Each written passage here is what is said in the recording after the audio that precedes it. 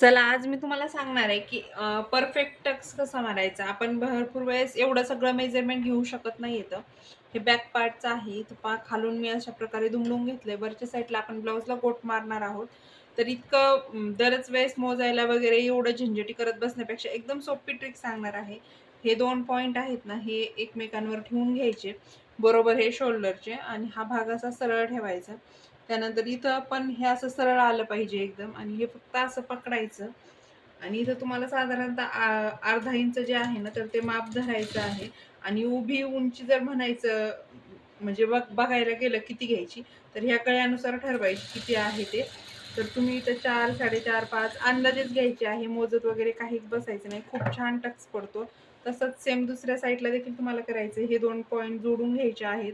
हा पहा किती सुंदर बसला. याच्या बरोबरीनं हा टक्स घेणार आहोत. इथं बरोबर अर्धा इंच ठेवायचं आणि इथं बरोबर असं बोट ठेवून घ्यायचं. आपला पहिला टक्स कुठपर्यंत आहे आणि त्यानुसार आपण इथं लगेच दुसरा टक्स मारून घेतलेला आहे. टक्सला खालीही असं खालीवर करून एकदम पॅक असं गाठ मारून घ्यायची आहे, मशीन खालीवर करून.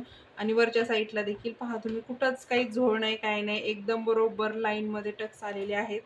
मोजत बसल्यावर खूप वेळ जातो. Thank you.